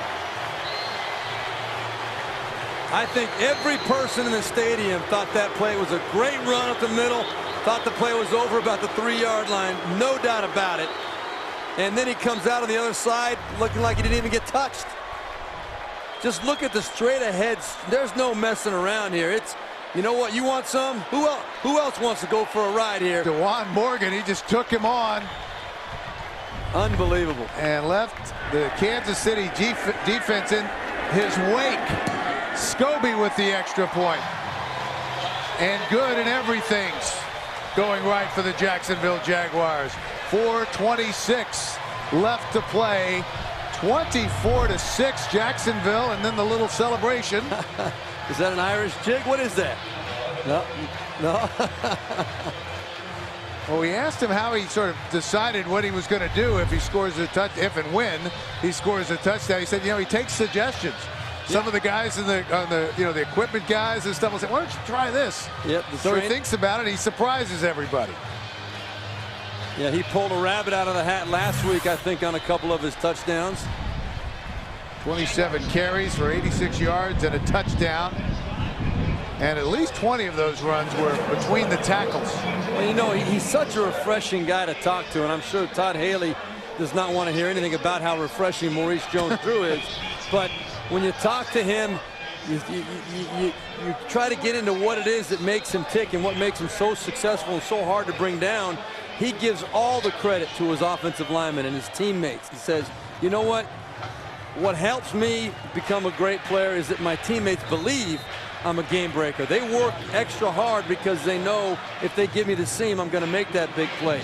David Garrard last week 2 times down the field, lead blocking at the end of those runs for Maurice Jones-Drew. Scobie's kick. Dantrell Savage. And upended short of the 30-yard line. Now Matt Castle, going to be another tough week for him. Jacksonville, I think they've got to be pretty happy with the way the 4-3 defense has started out, made its debut as kind of their staple. And at the midway point of the season, looks like the Jaguars will be 4-4, and that's, you know, don't write this team off. Bradley, the intended receiver, couldn't bring it in. 2nd and 10, 4:17 left to go. And Garrard with his first touchdown pass today since week 4. Good numbers for him. 18 of 27, 264 yards. Sims Walker with a huge day. 6 receptions, 147 yards. The 61-yard touchdown catch. Good day on both sides of the ball. Just what the Jacksonville Jaguars needed. Showing blitz. 2nd and 10. Here they come. The slant to the slot man, Lance Long, and he's able to bring it in. Brought down close to the 37-yard line by Darrell Smith.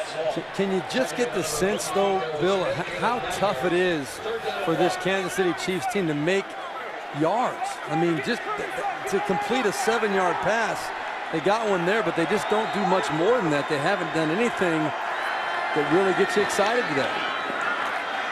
Well, that was a nice adjustment on the ball and a terrific catch by Dwayne Bowe, who's not giving up, fighting for extra yards down to the 45-yard line. This is a great individual effort by Dwayne Bowe, who, if there is a consistent shining star for this team right now for the offensive team, it is Dwayne Bowe for sure. But it tells you a lot when they signed Chris Chambers and he plays as much as they signed him this week. He had a terrible game when they played San Diego, and that time Castle just dumps it down and they're going to rule incomplete pass. But Chambers had a bad game when they played against San Diego a couple of weeks ago, yet they still signed him. They feel like he's got the skills. He may be a playmaker. They definitely need playmakers for Kansas City. They consider him an upgrade. But it says a lot. Yeah, they have a lot of pieces still missing. And Scott Pioli again told us, he said when we came here, we look at it, we say, well, we need a couple players here, we need a couple players here, and all of a sudden, you know, you need a lot of players in different positions, and one of them right now is definitely wide receiver. It's going to be a long process for the Kansas City Chiefs. And sacked. This is the Jacksonville team that came in with only 5 sacks all year. John Henderson, the 2-time Pro Bowler, was the man who will be credited with the sack in his 8th year out of Tennessee. 1st-round draft pick in 2002. That is a big man. And here's People with 2 names. It's a good day for the hyphens. Yeah. 270 total yards, 12 points. In Kansas City, 183 total yards.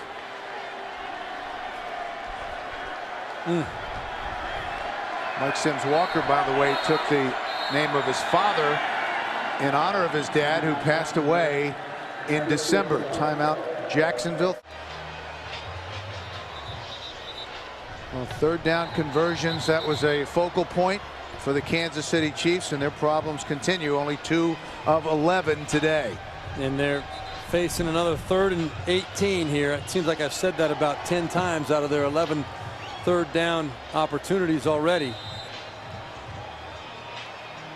And it's a grind. I mean, you can see it on the face of Todd Haley, and he knows the challenge. Now, he did tell us yesterday that he can see the progress being made. It's not something you can measure, but it's changing the whole culture and attitude of this team.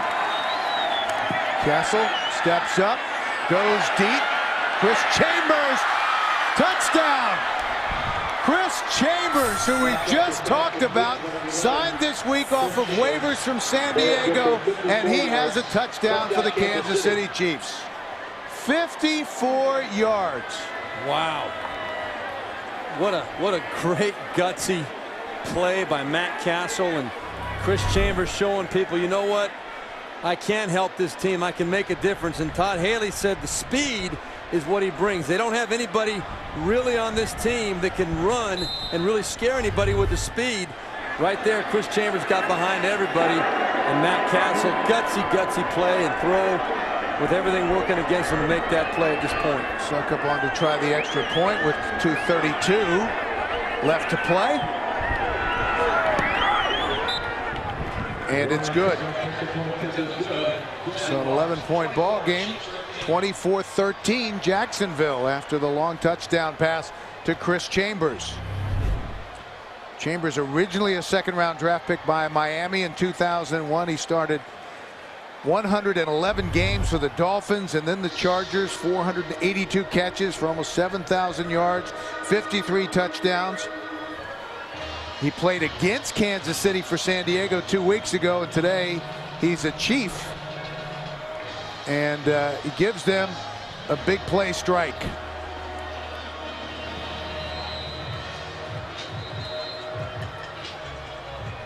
I think one of the things that you got to understand when you're talking about Chris Chambers and Matt Castle, that they've got a long way to go in their overall development. But one of the questions that I asked him yesterday was, you know, are you going to trust him if the read takes you to where Chris Chambers is, knowing that he doesn't really know the offense well, knowing you haven't had the time to work with him? And Matt said, you know what, I can't worry about that stuff. I gotta go with my read. I gotta just put it out there where I'm supposed to put it and trust they're gonna make a play. A play like that goes a long way to earning your quarterback's confidence, believe me. Well, this is going to be interesting because this looks a little bit like Lucy and Charlie Brown. They have to hold the ball down. They're going to do the onside kick. Takes a bounce. Might have bounced off a Jacksonville player. Kansas City has it. And let's sort this out. If it bounced off a Jacksonville player prior to going 10 yards, it still is. Chiefs have it. Chiefs ball. And the kicker, Ryan Succop, the rookie out of South Carolina, came away with it. There's no doubt it did not go 10 yards, but right there.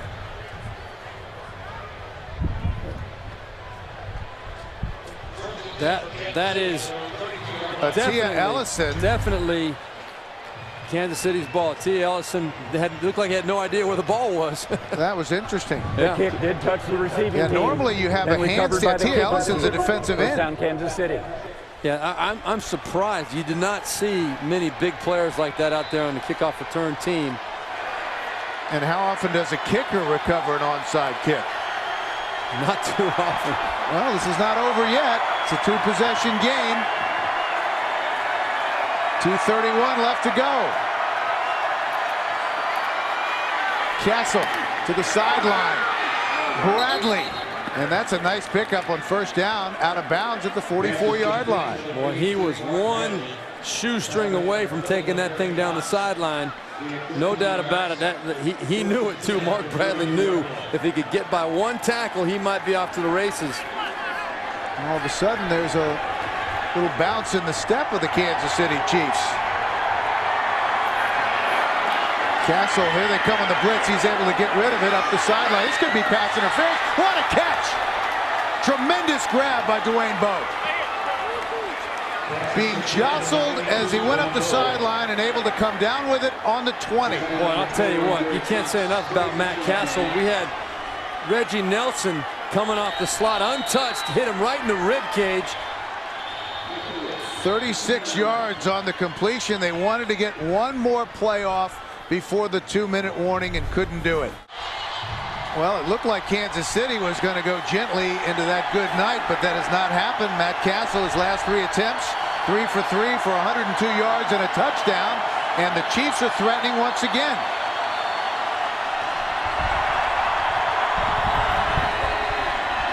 Castle, plenty of time. End zone incomplete. Bowe was the intended receiver, and Derek Cox had the coverage. That was a nice job by the rookie 3rd-round pick out of William & Mary. Well, I like what I'm seeing out of Matt Castle here right now. Definitely, he's saying, you know what?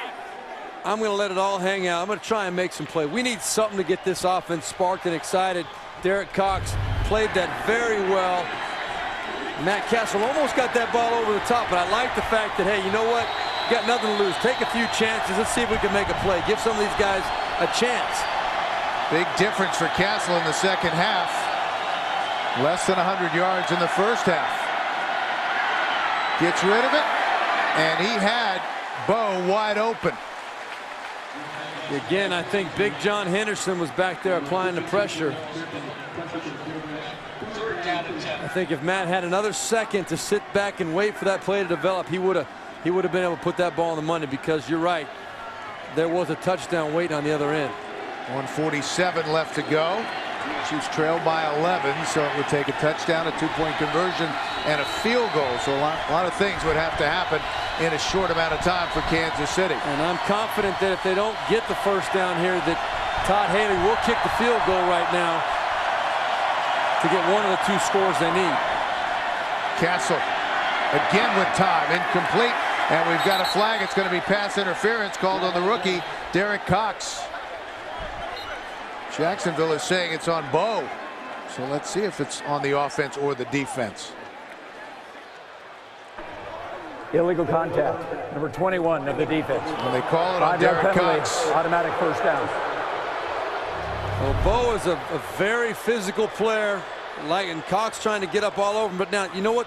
That is a rookie mistake right there, because in college football, you can maintain that contact like that up the field a little bit and get away with it. In the NFL, after 5 yards, you cannot have that contact with the receiver. If the contact is lost at all, you cannot reestablish contact outside of that 5-yard zone. So Derek Cox has experienced something that a lot of rookies experience, getting to understand the NFL rules on the outside.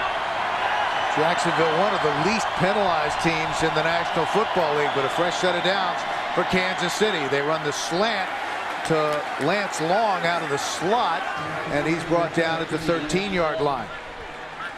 Clock continues to run, under 1:30 left to play. That's one of those passes you almost wish you didn't complete it, because it just eats up time for 2 yards. 7 catches, 67 yards for Lance Long to the end zone, incomplete. Chambers was the intended receiver. That's one of those plays we were talking about, Bill. That's Matt Castle and Chris Chambers not being on the same page. Matt Castle knew exactly what he wanted Chris Chambers to do, but you can see right there, Chris Chambers was not on the same page at all. That ball, if it was not tipped by Reggie Nelson, would have definitely been picked off by Derek Cox. The Chiefs actually got a break there. One defender knocking it away from the other. 3rd and 7. Chiefs with 2 timeouts remaining. 1:16 left. They trail by 11. Here's the blitz. Castle, Long, out of bounds, close to a first down at the 5-yard line. Looks like he might have gotten it. And that will bring up 1st and goal. It quiets the crowd. Now the Kansas City Chiefs have only been in goal-to-goal situations 9 times. This is the 9th time this year. So this is not familiar territory for them in 7 games. This being the 8th game, only 9 times in this territory. Only in the red zone 14 times coming into week 9. But again, they've been pretty successful once they get there. Castle with time, sprinting away, guns it, touchdown. That is a nice grab again, Chris Chambers. And we have a flag on the other side of the field, so let's check the penalty. Offside. Number 54 defense lined up in the neutral zone. Penalty is declined. Touchdown. So how about that? Chris Chambers claimed off of the waiver wire, and he has 2 touchdown catches. Yeah, this was a super job by Matt Castle of buying time with his legs, letting somebody get open, pop open in the end zone, and Chris Chambers, the lucky recipient. 2 touchdown catches, a good way to get on everybody's good side in the red and white. And that's after only 2 days of practice with the Kansas City Chiefs. All right, this is important. All 2-point conversion, they have to have this. Well, you got Jamal Charles right here, and you got Bo right there. Those are the 2 obvious playmakers in this situation. If they get it, all they'll need is a field goal to tie the game. Charles fighting his way to the goal line. He's got it. Jamal Charles, and now it's a 3-point game with 1:01 left to play. Jack Del Rio says, are you kidding me? I thought we had this one won. A couple minutes ago, but he knows. He's been around long enough to know how quickly it can change, even against what would be considered a bad team. But there's Jamal Charles. That's the 2nd time we've seen that middle screen. And right there, just enough to get it across the goal line for the 2-point conversion. Key, very key. And this is Todd Haley has got to be extremely excited to see that this team, led by that man right there, Matt Castle, has not thrown in the towels. Well, they're going to try another onside kick. Here was the problem with the last one. I'm not sure why Attila Ellison was there, but it hit him, and Suckup, the kicker, was able to come away with it. The only thing I can think of why Attila Ellison would be there would be to protect the other guys, to try and take out a couple of the Chief pursuers. He's out there again. There he is. I'm sure he was informed that, hey, if that ball happens to be coming right at you, you might want to try and swallow it up or let it go past you, but don't let it hit you. Attila Ellison, 2nd year out of Missouri, he was signed off the 49ers practice squad last December. So very similar situation. Because of the breeze, they're going to have somebody hold the ball. Look how down. I've never seen that. I don't he's think holding it. Basically, instead of a tee, he's got his hand down right, there. It's not for the breeze. That's the way they obviously practice doing it. That's the way the kicker feels comfortable doing it. Well, he has to kick for the onside kick, the top of the ball, and here it is. Pops it up. And Greg Jones comes down with it.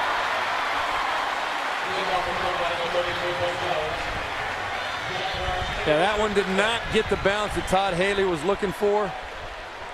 And the Jacksonville Jaguars breathe a huge sigh of relief.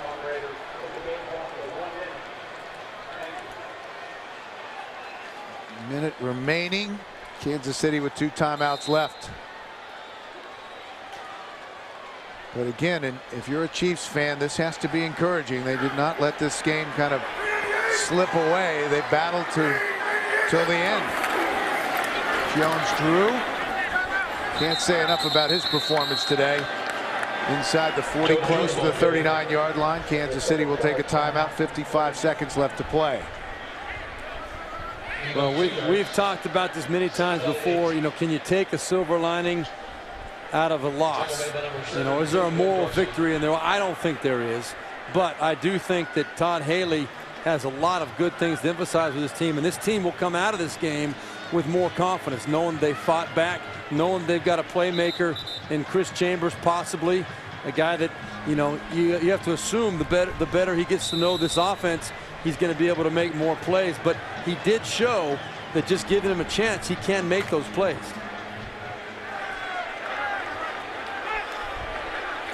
Kessel 10 of 18, 161 yards and 2 touchdowns.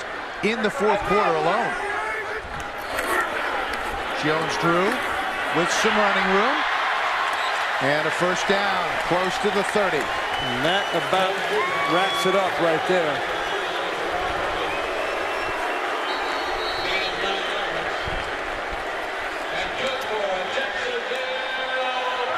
Another timeout on the field by the Kansas City Chiefs, but this one, barring a turnover and a shocker at the end, is over.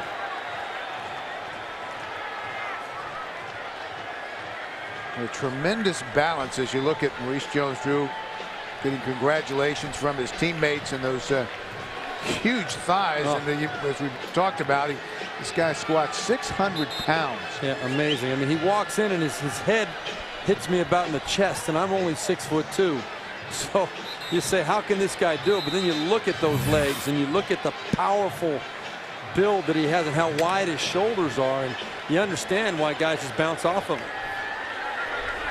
So we saw all the big plays by Maurice Jones-Drew last week, and his much different effort today shows you how multi-dimensional he is.